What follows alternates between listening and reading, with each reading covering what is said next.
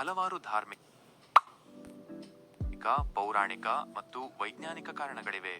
ಅದರ ಸಂಪೂರ್ಣ ಮಾಹಿತಿ ಇಲ್ಲಿದೆ. 1. ಪೌರಾಣಿಕ ಹಿನ್ನೆಲೆ. ಹಿರಣ್ಯಕಶ್ಯಪು ಮತ್ತು ಪ್ರಹ್ಲಾದನ ಕಥೆ.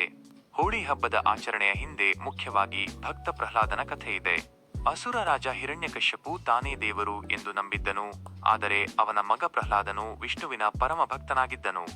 ಇದರಿಂದ ಕೋಪಗೊಂಡ ಹಿರಣ್ಯಕಶ್ಯಪು ತನ್ನ ತಂಗಿ ಹೋಲಿಕಾಳ ಸಹಾಯದಿಂದ ಪ್ರಹ್ಲಾದನನ್ನು ಕೊಲ್ಲಲು ಸಂಚು ರೂಪಿಸಿದನು. ಹೋಲಿಕಾಳಿಗೆ ಬೆಂಕಿಯಲ್ಲಿ ಸುಡದಂತಹ ವರವಿತ್ತು. ಪ್ರಹ್ಲಾದನನ್ನು ಮಡಲಲ್ಲಿ ಕುಳ್ಳಿರಿಸಿಕೊಂಡು ಹೋಲಿಕಾ ಬೆಂಕಿಯ ಮೇಲೆ ಕುಳಿತಳು. ಆದರೆ ವಿಷ್ಣುವಿನ ಅನುಗ್ರಹದಿಂದ ಭಕ್ತ ಪ್ರಹ್ಲಾದನು ಪಾರಾದನು. ದುಷ್ಟಶಕ್ತಿಯಾದ ಹೋಲಿಕಾ ದಹನವಾದಳು. ಇದರ ನೆನಪಿಗಾಗಿ ಹಬ್ಬದ ಮೊದಲ ದಿನ ಹೋಲಿಕಾ ದಹನ, ಕಾಮನ ಹಬ್ಬ ಆಚರಿಸಲಾಗುತ್ತದೆ. ಇದು ಕೆಟ್ಟದ್ದರ ಮೇಲೆ ಒಳ್ಳೆಯದರ ವಿಜಯವನ್ನು ಸಾರುತ್ತದೆ. 2. ಕಾಮದಹನದ ಕಥೆ. ದಕ್ಷಿಣ ಭಾರತದಲ್ಲಿ, ವಿಶೇಷವಾಗಿ ಕರ್ನಾಟಕದಲ್ಲಿ ಇದನ್ನು ಕಾಮನ ಹಬ್ಬ ಎಂದು ಕರೆಯುತ್ತಾರೆ. ತಾರಕಾಸುರ ಎಂಬ ರಾಕ್ಷಸನನ್ನು ಸಂಹರಿಸಲು ಶಿವ ಪಾರ್ವತಿಯರ ಪುತ್ರ ಬೇಕಾಗಿರುತ್ತದೆ. ಆದರೆ ಶಿವನು ತಪಸ್ಸಿನಲ್ಲಿ ಮಗ್ನನಾಗಿರುತ್ತಾನೆ. ಶಿವನ ತಪಸ್ಸನ್ನು ಭಂಗಗೊಳಿಸಿ ಅವನಲ್ಲಿ ಪ್ರೀತಿಯನ್ನು ಜಾಗೃತಗೊಳಿಸಲು ಮನ್ಮಥ, ಕಾಮದೇವ ಹೂವಿನ ಬಾಣವನ್ನು ಬಿಡುತ್ತಾನೆ.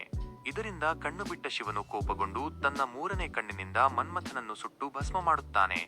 ನಂತರ ರತಿಯ ಪ್ರಾರ್ಥನೆಯ ಮೇರೆಗೆ ಮನ್ಮಥನಿಗೆ ಪುನರ್ಜನ್ಮ ನೀಡುತ್ತಾನೆ ಎನ್ನಲಾಗುತ್ತದೆ. 3. ಆಚರಣೆಯ ಹಂತಗಳು. ಹೋಳಿ ಹಬ್ಬವನ್ನು ಪ್ರಮುಖವಾಗಿ 2 ದಿನಗಳ ಕಾಲ ಆಚರಿಸಲಾಗುತ್ತದೆ. ಮೊದಲ ದಿನ ಕಾಮದಹನ, ಹೋಲಿಕಾ ದಹನ. ಅಂದು ರಾತ್ರಿ ಸಗಣಿ ಬೆರಣಿ, ಕಟ್ಟಿಗೆಗಳನ್ನು ಹಾಕಿ ಬೆಂಕಿ ಹಚ್ಚಿ ಪೂಜೆ ಮಾಡಲಾಗುತ್ತದೆ. ಇದು ನಮ್ಮಲ್ಲಿರುವ ಕೆಟ್ಟ ಆಲೋಚನೆಗಳನ್ನು ಸುಟ್ಟು ಹಾಕುವ ಸಂಕೇತ. 2ನೇ ದಿನ ಧೂಲಿವಂದನ, ಬಣ್ಣದ ಹಬ್ಬ.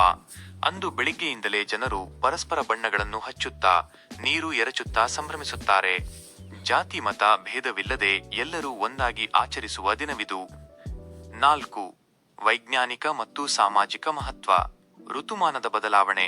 ಚಳಿಗಾಲ ಮುಗಿದು ವಸಂತ ಋತು ಆರಂಭವಾಗುವ ಸಮಯವಿದು. ಈ ಸಮಯದಲ್ಲಿ ವಾತಾವರಣದಲ್ಲಿ ಬ್ಯಾಕ್ಟೀರಿಯಾಗಳು ಹೆಚ್ಚಿರುತ್ತವೆ. ಹೋಲಿಕಾ ದಹನದ ಶಾಖ ಮತ್ತು ಬಣ್ಣಗಳ ಆಟವು ಶರೀರಕ್ಕೆ ಚೈತನ್ಯ ನೀಡುತ್ತದೆ ಎಂದು ನಂಬಲಾಗಿದೆ. ಸಾಮಾಜಿಕ ಏಕತೆ. ಬಣ್ಣ ಹಚ್ಚಿದ ಮೇಲೆ ಯಾರು ಶ್ರೀಮಂತ, ಯಾರು ಬಡವ ಎಂಬ ವ್ಯತ್ಯಾಸ ತಿಳಿಯುವುದಿಲ್ಲ. ಇದು ಸಮಾಜದಲ್ಲಿ ಸಮಾನತೆ ಮತ್ತು ಭ್ರಾತೃತ್ವವನ್ನು ಬೆಳೆಸುತ್ತದೆ.